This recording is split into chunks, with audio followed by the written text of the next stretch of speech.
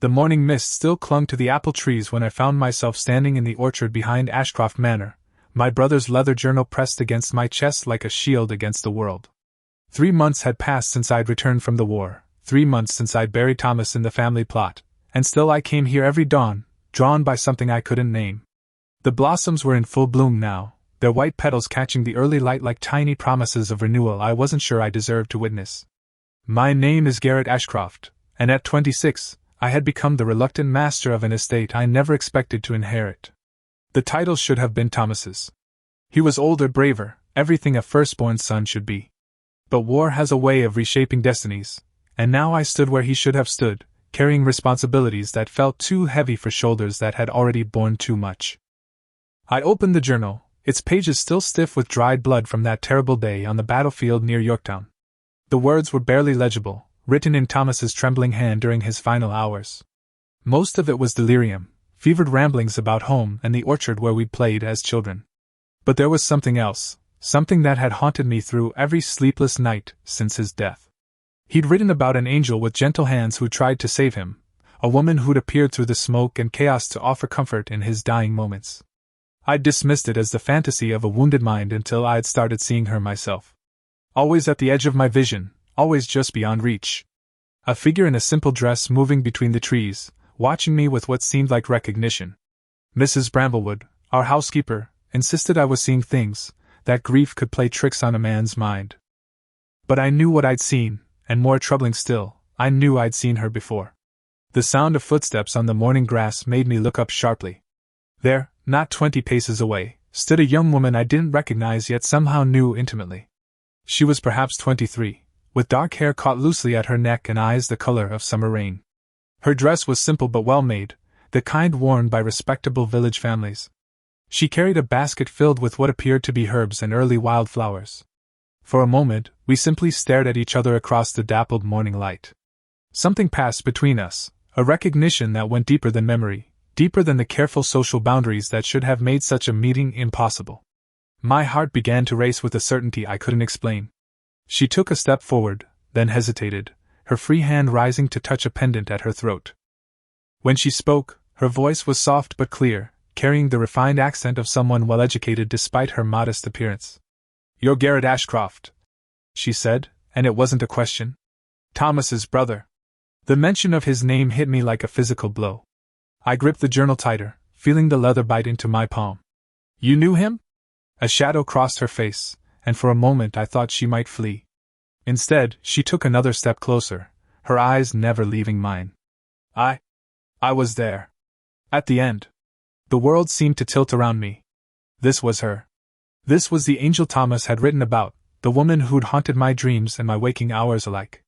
The impossibility of it, the sheer coincidence of finding her here in my family's orchard, left me speechless. "You're her," I finally managed, my voice barely above a whisper. "The one who tried to help him." She nodded slowly, tears gathering in those remarkable eyes. "I did everything I could. I'm so very sorry it wasn't enough." Something inside my chest cracked open, a grief I'd been holding back for months threatening to spill over. But with it came something else, something I'd thought lost forever. Hope. This woman, this stranger who felt like coming home, had been there in Thomas's final moments. She'd offered him comfort when I couldn't. She'd been the mercy I'd prayed for but never expected to receive. I took a step toward her, then another, until we stood close enough that I could see the flecks of gold in her gray eyes. "What's your name?" "Rosanna," she said simply. "Rosanna Clearwater. My father is Dr. Fenwick's assistant in the village. I help with healing." Of course she did. It made perfect sense now, the way she'd appeared on that battlefield, the confidence with which she tended to Thomas. She was a healer, trained in the arts of medicine and mercy. No wonder Thomas had seen her as an angel. The morning sun climbed higher, burning away the last of the mist and bathing us both in golden light. Around us, the apple blossoms released their petals in a gentle shower, covering the ground with white like fallen snow. It should have been a moment of simple beauty, but I found myself drowning in questions I wasn't sure I had the right to ask. "Why are you here?" I said finally. "In the orchard, I mean. This is private land." A flush crept up her neck, and she looked down at her basket. "I've been watching you," she admitted. "Every morning for the past week.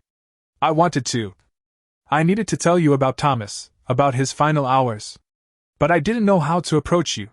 The difference in our stations. Station be damned, I said with more force than I'd intended. She looked up sharply, startled by my vehemence. You were with my brother when he died. You tried to save him. That makes you. I struggled for the right words. That makes you precious to me beyond any consideration of rank or propriety. We stood there in the growing warmth of the spring morning, two souls bound by tragedy and loss, yet somehow finding in each other the first hint of something brighter. I didn't understand it then, couldn't have explained the pull I felt toward this woman who'd appeared like an answer to prayers I hadn't known I was praying. All I knew was that for the first time since returning from war, I felt truly awake. But I didn't know that the woman watching me from behind the blossoming trees would change everything I thought I knew about that terrible day, about loss, and about the possibility of finding love in the ashes of grief. I invited Rosanna to walk with me through the orchard, and she accepted with a grace that spoke of good breeding despite her modest circumstances. As we moved between the flowering trees, I found myself studying her profile, searching for some clue to the mystery of her presence in my life. The morning light caught the auburn highlights in her dark hair, and I noticed the way she moved with quiet confidence, as if she belonged in this place as much as I did. She told me about her work with Dr. Fenwick, how she'd learned the healing arts from her late mother and had been apprenticed to the village physician since she was 16. Her voice carried a warmth that reminded me of Thomas's laughter, and I found myself hanging on every word. There was intelligence in her observations about the medicinal properties of the herbs growing wild along the orchard's edge, a depth of knowledge that impressed me more than any drawing-room accomplishment ever could. But even as we talked of safe subjects, the weight of unspoken history hung between us. I could see her stealing glances at the journal I still carried, could sense her measuring her words carefully. There was more to tell about that day on the battlefield, more than the simple comfort she'd offered a dying soldier. I could feel it in the way her voice caught slightly when she mentioned the war, in the shadows that crossed her face when she thought I wasn't looking. It wasn't until we reached the old stone bench at the orchard's heart that I found the courage to ask what I really needed to know. The bench had been my mother's favorite spot, overlooking the sweep of the estate toward the village. From here, you could see the church spire and the cluster of cottages where people like Rosanna lived their quiet, honest lives. We sat in comfortable silence for a moment, watching a pair of sparrows chase each other through the blossoms. Then I opened Thomas's journal again, turning to the page that had haunted me for months. He wrote about you, I said quietly. Not by name, but I know it was you. He said an angel came to him, that she held his hand and sang to him while he died. He said she had the most beautiful voice he'd ever heard. Rosanna's breath caught, and when I looked at her, tears were flowing freely down her cheeks. She didn't try to hide them or apologize for them, which somehow made her even more precious to me. In a world where women were taught to conceal their emotions, her honesty felt like a gift. I did sing to him, she whispered. An old hymn my mother used to sing when I was frightened. He seemed so young, lying there, and so afraid. I couldn't bear for him to die alone. The image of it struck me like a physical blow. Thomas, barely 24, dying far from home with only this gentle stranger to comfort him.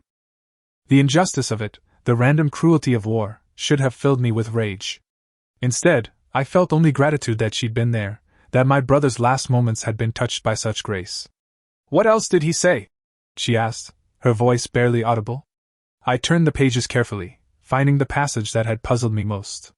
He wrote that you told him about someone you were looking for on that battlefield. He said you were searching for. I paused, struck by a sudden possibility. Rosanna, who were you looking for that day? She was quiet for so long I thought she wouldn't answer. Around us, the orchard hummed with the busy life of spring bees and singing birds. The normalcy of it seemed to mock the terrible memories we were excavating. My brother, she said finally. James Clearwater. He was a surgeon's assistant with the colonial forces. I'd received word that he'd been wounded, that he was somewhere on that battlefield. I went looking for him. The pieces began to fall into place with sickening clarity. She hadn't been there as an official healer or even as a volunteer. She'd been a sister, desperate and frightened, searching through the carnage for her own family. The courage that must have taken, for a young woman to venture onto a battlefield still smoking with gunpowder and reeking of death, left me speechless with admiration. Did you find him? I asked, though something in her expression already gave me the answer. She shook her head, fresh tears spilling over. I searched for hours. I found your brother instead, and I couldn't just leave him. By the time Thomas had passed, the burial details were already collecting the bodies. James was gone. The weight of her loss settled over me like a physical thing.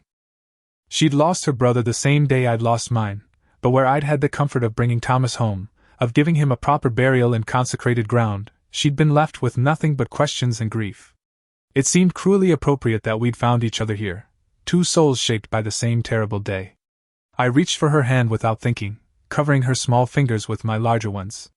She didn't pull away, and the simple contact sent warmth shooting up my arm. Her skin was soft but marked with the small scars and calluses of honest work, and I found myself wanting to know the story behind each one. "I'm sorry," I said, and meant it with every fiber of my being. "I'm so very sorry for your loss." She looked at our joined hands, then up at my face with an expression I couldn't quite read. "He wrote about you too, you know. Thomas." In those final minutes, he spoke of his brother Garrett, how proud he was of you, how much he wished he could see you one more time. The words hit me harder than any physical blow could have. I'd carried so much guilt about Thomas's death, so much regret that I hadn't been there to protect him as an older brother should. To learn that he thought of me with pride rather than disappointment felt like absolution I never dared hope for. "I should have been there," I said roughly. "I should have protected him." "You couldn't have known," Rosanna said with quiet certainty. "None of us could have known how that day would end. But Thomas knew you loved him. That much was clear in everything he said." We sat there in the growing warmth of the morning, hands clasped, sharing the kind of understanding that usually took years to develop. There was something almost sacred about the moment, as if Thomas and James had somehow conspired to bring us together, to help us find in each other what we'd lost in them. But even as I felt that first stirring of something deeper than grief, I couldn't shake the feeling that there was more to Rosanna's story than she was telling me. Something about the way she looked away when she spoke of searching for her brother, something about the carefully neutral tone she'd used when describing that terrible day, suggested secrets still kept. I was beginning to realize that the woman who'd captured my heart in the space of a single morning was far more complex than she appeared, and that the simple story of two grieving siblings finding comfort in each other was only the beginning of something much more complicated and potentially dangerous. Over the following weeks, Rosanna began visiting the estate regularly, ostensibly to gather herbs from the wild gardens that bordered our property. Mrs. Bramblewood, bless her practical soul, took to the arrangement with surprising enthusiasm, often inviting Rosanna inside for tea and conversation about remedies for the various ailments that plague our household staff. But I knew, and I suspected Rosanna knew, that the herbs were merely an excuse for something neither of us was quite ready to acknowledge. I found myself arranging my daily routines around the possibility of encountering her. Where once I'd avoided the social obligations of estate management, suddenly I was taking long walks through the grounds, inspecting fences that didn't need inspecting, checking on tenant families I'd previously left to the steward's care. The transformation didn't go unnoticed by my staff, who began exchanging meaningful glances whenever Miss Clearwater's name was mentioned. It was during one of these carefully orchestrated chance meetings that I began to understand the true complexity of Rosanna's position in our small community. We were walking along the lane that connected the manor to the village when we encountered Mrs. Whitfield, the vicar's wife, returning from her weekly round of charitable visits. The woman's greeting was polite but cool, her eyes taking in every detail of Rosanna's appearance with the practiced assessment of someone accustomed to maintaining social hierarchies. After exchanging pleasantries about the weather and the upcoming harvest festival, Mrs. Whitfield turned to me with the kind of smile that didn't quite reach her eyes. "Mr. Ashcroft, how generous of you to take such interest in the welfare of our local herb gatherers. Though I do hope Miss Clearwater isn't imposing on your kindness. We wouldn't want anyone to get ideas above their proper station." The barely concealed warning in her words made my jaw clench, but before I could respond, Rosanna stepped forward with a composure that impressed me. Her voice was perfectly respectful, yet somehow managed to convey a subtle rebuke that left Mrs. Whitfield looking flustered. "You're very kind to be concerned, Mrs. Whitfield," Rosanna said smoothly. "Mr. Ashcroft has been most helpful in identifying which areas of his property might yield the best medicinal plants for Dr. Fenwick's practice. I'm sure you can appreciate how important it is for our village to have access to proper remedies, particularly with winter approaching." The exchange was a masterclass in social navigation, and I found myself admiring Rosanna's ability to deflect criticism while maintaining her dignity. After Mrs. Whitfield continued on her way, clearly discomfited by the encounter, I couldn't help but comment on Rosanna's handling of the situation. "You managed that beautifully," I said, and she laughed, a sound that had become precious to me in the short time I'd known her. You learn to navigate these waters when you're neither servant nor gentry, she replied with a pragmatism that spoke of hard-won experience. Dr. Fenwick's position gives our family some protection, but it's a delicate balance. Too much familiarity with our betters, and we're accused of presumption. Too little, and we're dismissed as unworthy of notice. Her words reminded me forcefully of the gulf that existed between us, a gap that seemed to widen with each passing day despite the growing intimacy of our conversations. I was the master of Ashcroft Manor, heir to centuries of accumulated privilege and responsibility. She was the daughter of a village healer, respectable but firmly positioned among the working classes. In the normal course of things, our paths should never have crossed except in the most formal of circumstances. Yet here we were, walking together in the golden afternoon light, talking with an ease that felt as natural as breathing. The contradiction troubled me, not because I cared about social convention, but because I was beginning to understand that my feelings for Rosanna were developing far beyond the bounds of what society would consider appropriate. It was during these quiet moments together that I began to notice things about her that deepened my fascination. The way she unconsciously touched the pendant at her throat when she was thinking deeply. The careful way she chose her words when speaking about her family, as if there were subjects she dared not broach. The distant look that sometimes came into her eyes when she thought I wasn't watching, as if she were seeing something far beyond our peaceful countryside. One afternoon, as we sat by the stream that marked the eastern boundary of my property, I decided to probe gently into the mystery that seemed to surround her. The day was warm for late spring, and she'd removed her light shawl, revealing the intricate needlework on her dress. It was beautiful work, far more sophisticated than what one might expect from a village family, no matter how respectable. Your dress, I said carefully. The embroidery is exquisite. Did you do the work yourself? She looked down at the delicate flowers and vines that decorated her bodice, her fingers tracing the patterns absently. My mother taught me, she said softly. She had been trained in the finest needlework before she married my father. There was something in the way she said it that suggested more story than she was telling. I waited, having learned that Rosanna would share what she was comfortable sharing if given the space to do so. She came from a family of some position, Rosanna continued after a long moment. Not wealth, exactly, but respectability. When she chose to marry beneath her station for love, it caused quite a scandal. Her family disowned her completely. The parallel to our own situation wasn't lost on either of us. I felt a chill despite the warm afternoon, understanding suddenly why Rosanna sometimes seemed to be measuring every word, every gesture. She'd grown up with the consequences of a love that crossed social boundaries, had seen firsthand what such choices could cost. Do you regret it? I asked quietly. What your mother chose. Rosanna was quiet for so long I thought she wouldn't answer. When she finally spoke, her voice was barely above a whisper. She was happy with my father. Truly happy.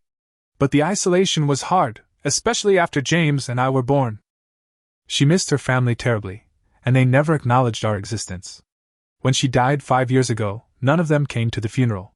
The pain in her voice made me want to reach for her, to offer what comfort I could, but something in her posture warned me off. This was clearly a wound that still bled, a reminder of the price that could be exacted for following one's heart rather than society's expectations. As if she sensed the direction of my thoughts, Rosanna turned to look at me directly, her gray eyes serious and searching. Garrett, she said, and hearing my name on her lips sent warmth racing through my chest. What are we doing? This, whatever this is between us, where can it possibly lead? The question hung in the air between us like a challenge. I knew what the sensible answer should be, knew what duty and propriety demanded. But looking at her face, seeing the vulnerability she was trying so hard to hide, I found I couldn't give her anything but the truth. I don't know, I admitted. All I know is that for the first time since Thomas died, I feel alive again. You make me feel alive again. She closed her eyes at that, as if my words caused her pain rather than joy. When she opened them again, there was a sadness there that made my heart ache. That's what frightens me most of all, she whispered. The truth came to me on a rain-soaked evening in early June, when the world seemed determined to mirror the turbulence in my heart. I'd been restless all day, pacing the halls of the manor like a caged animal, unable to concentrate on the estate ledgers that demanded my attention.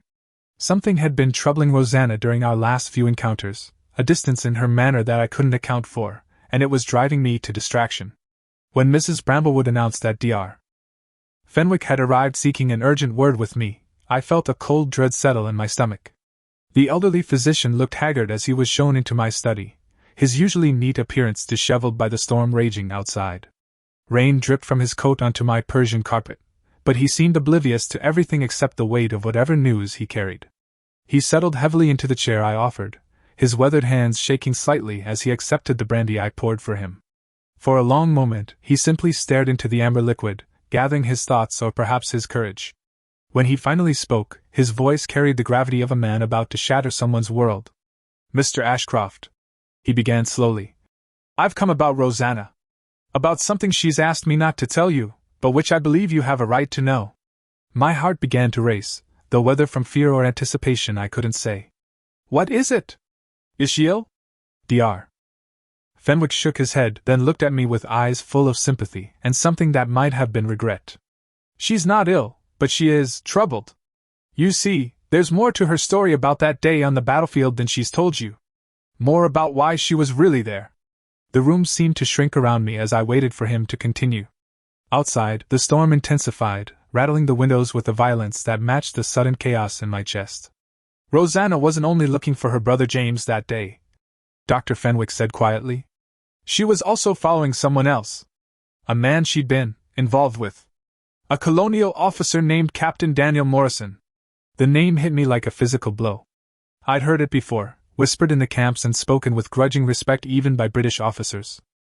Morrison was one of the colonial army's most effective intelligence operatives, a man whose very presence on a battlefield meant trouble for Crown forces.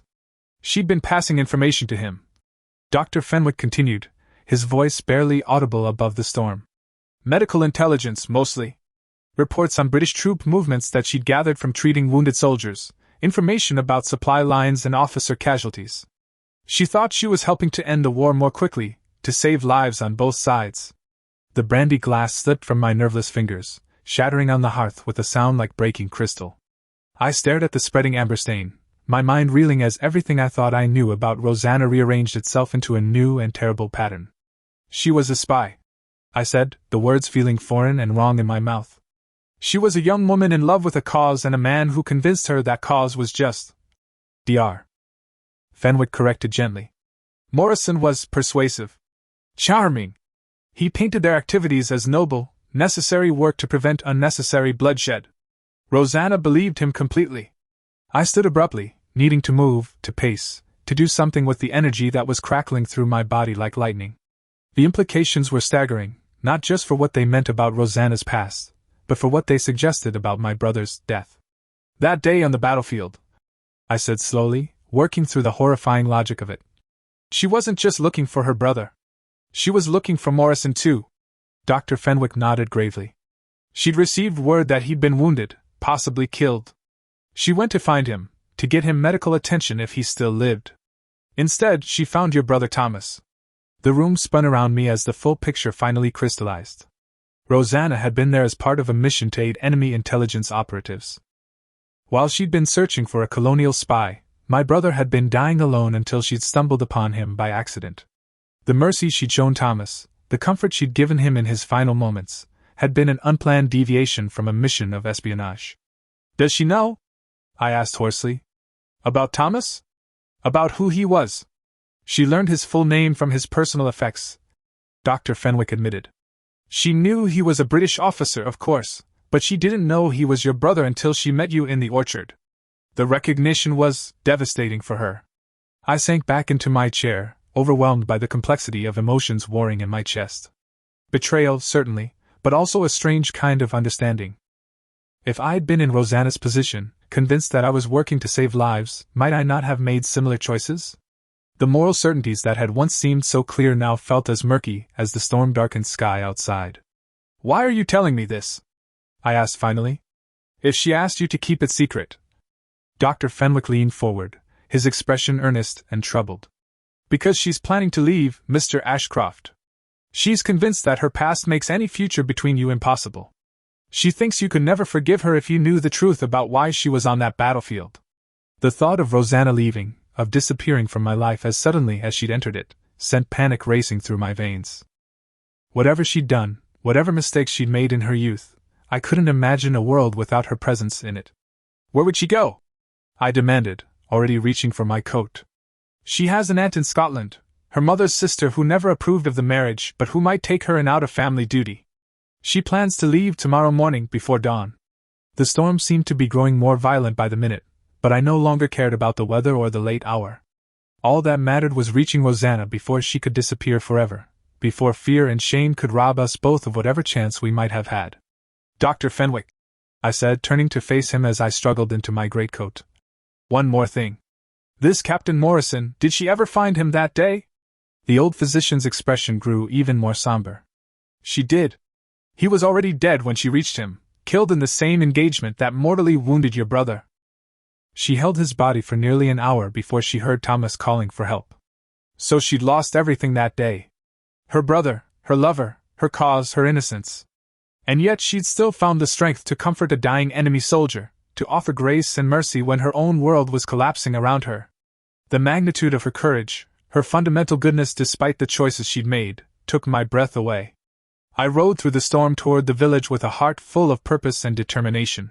Whatever had happened in the past, whatever complications her history might create for our future, I knew with absolute certainty that I couldn't let her walk out of my life.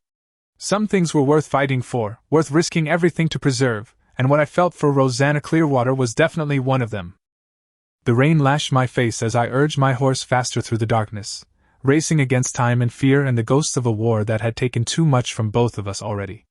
I found her in the small cottage she shared with her father, surrounded by half-packed belongings and the detritus of a life being hastily dismantled. The door stood slightly ajar, and through it I could see her moving with mechanical precision, folding clothes and wrapping her mother's few precious possessions in careful layers of cloth. She looked fragile in the lamplight, smaller somehow than she had in my memory, as if the weight of her secrets had been physically diminishing her. When I knocked, she froze like a deer sensing a hunter. For a moment I thought she might not answer, might simply wait in silence until I gave up and left her to her chosen exile. But then she came to the door, opening it just wide enough to see my rain-soaked figure standing on her threshold. The shock in her eyes was quickly replaced by something that looked almost like relief, as if she'd been waiting for this confrontation even as she dreaded it. She stepped back wordlessly, allowing me to enter her small but meticulously tidy front room. The space was warm and inviting despite the chaos of packing, filled with the scent of dried herbs and the lingering aroma of her father's pipe tobacco. We stood facing each other in the lamplight, both of us dripping rainwater onto her polished wooden floor, either quite knowing how to begin a conversation that would determine the rest of our lives. Finally, it was Rosanna who broke the silence, her voice steady despite the tears that had begun to track down her cheeks. "Dr. Fenwick told you," she said, and it wasn't a question. "I asked him not to, but I suppose I knew he would. He's too honorable to let you suffer in ignorance." I shrugged out of my soaked greatcoat, hanging it carefully on the peg by her door as if I had every right to make myself at home in her sanctuary. The domestic gesture seemed to steady us both somehow, creating a small island of normalcy in the storm of emotion that surrounded us. "He told me about Morrison," I said quietly. "About the information you passed, about why you were really on that battlefield. But he also told me about your plans to leave, and I couldn't let that happen without telling you something first." She wrapped her arms around herself, a gesture of self-protection that made my heart ache.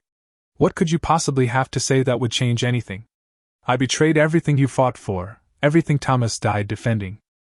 I was working with the enemy while you and your brother were risking your lives for king and country." The pain in her voice was so raw, so genuine, that I had to fight the urge to simply pull her into my arms and promise that nothing else mattered. But she deserved more than empty comfort. She deserved the truth, complicated and difficult as it might be. "Do you want to know what I think about when I remember that war?" I said, moving closer despite her defensive posture. "I think about the waste of it.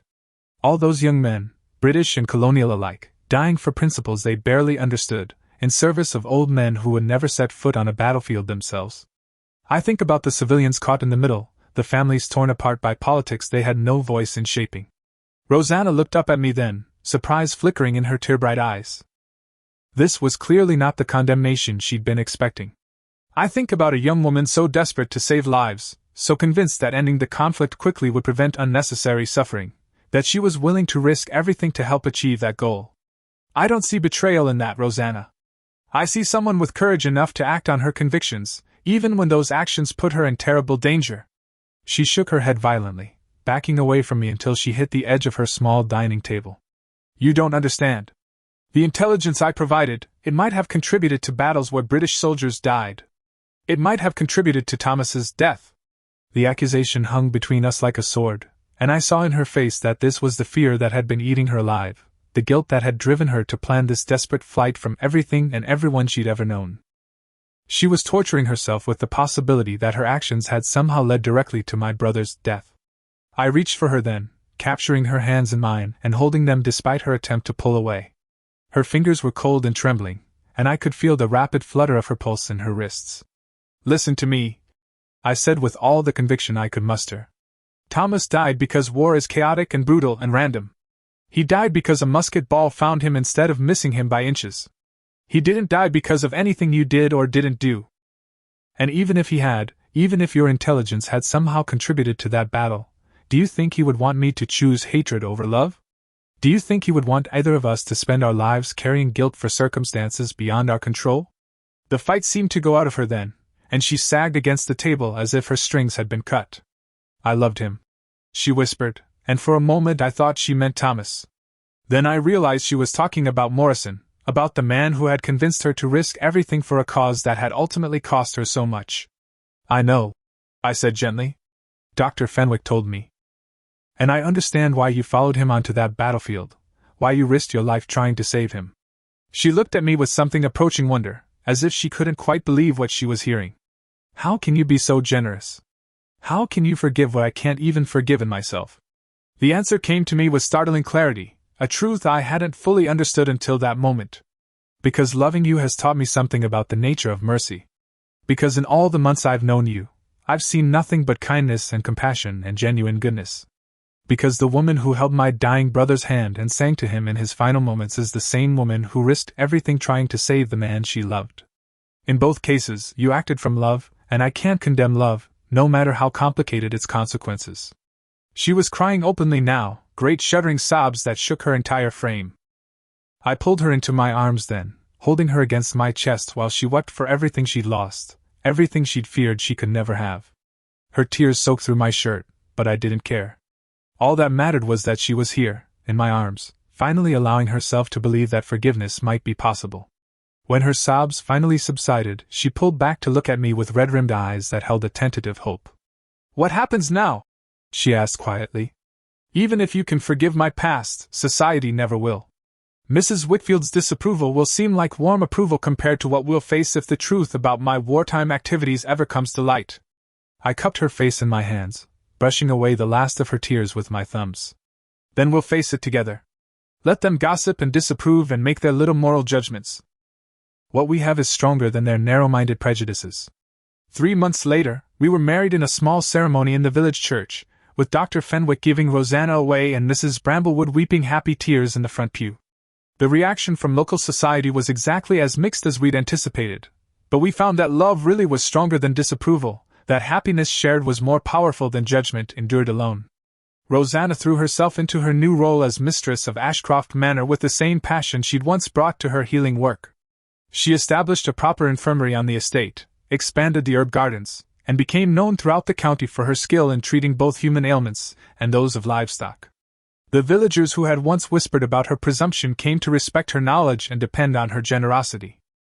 On quiet evenings, we would walk together through the orchard where we'd first met, now heavy with ripening fruit and the promise of abundant harvest. Sometimes we would sit on the old stone bench and speak of Thomas and James, of Morrison and the war that had shaped us all. The pain of those losses never fully disappeared, but it transformed over time into something gentler, a bittersweet awareness of how precious and fragile love could be. I learned that true healing doesn't come from hiding from our past mistakes or trying to pretend they never happened. It comes from loving others despite our scars, from opening our hearts even when we're afraid of being hurt again. Rosanna taught me that courage isn't the absence of fear, but the willingness to act with love even when fear seems overwhelming. And in the end, isn't that what all the best love stories are really about? Not the absence of complications or the guarantee of easy happiness, but the choice to believe that love is worth fighting for, worth risking everything to preserve and protect. In the orchard behind Ashcroft Manor, among the apple blossoms and the memories of those we'd lost, Rosanna and I found something that war couldn't destroy and society couldn't diminish. We found each other, and that made all the difference in the world.